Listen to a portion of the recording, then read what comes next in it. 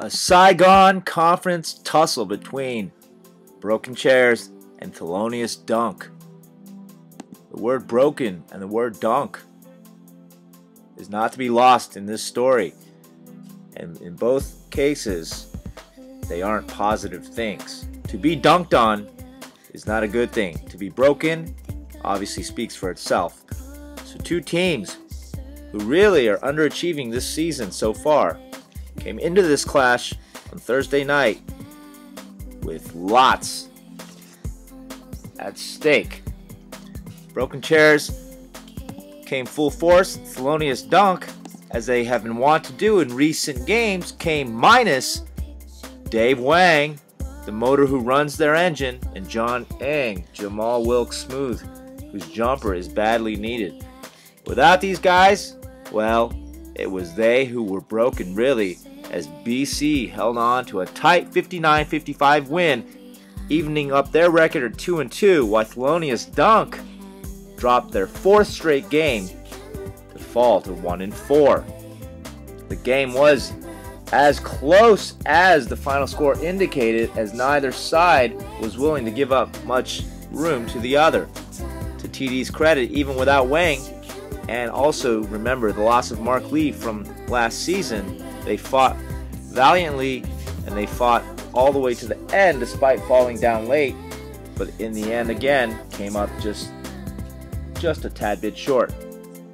Broken Chairs raced out to an early 16-12 lead in the first quarter thanks to James Choi's hot hand. Here you see some grainy footage of JC popping from long distance as the pill was being pushed. He finished with, count 'em, 7 3-pointers on the night. He made 7-11 as he looked like JC of old. 12 of 20 overall from the field on his way to a season-high 35 points.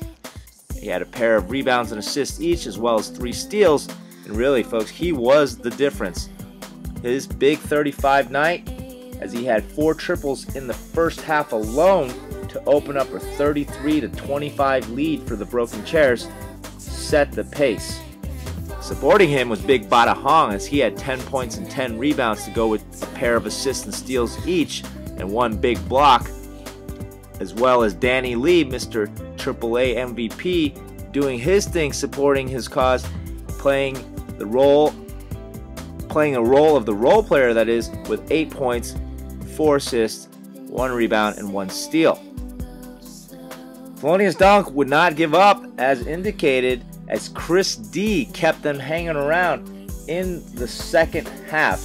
Although Thelonious would fall down by double digits in the third quarter on an Eddie Mun putback with 3 minutes to play, from then on, they grounded out, kept their nose to the ground, and kept plugging away. Chris D, in fact, had 12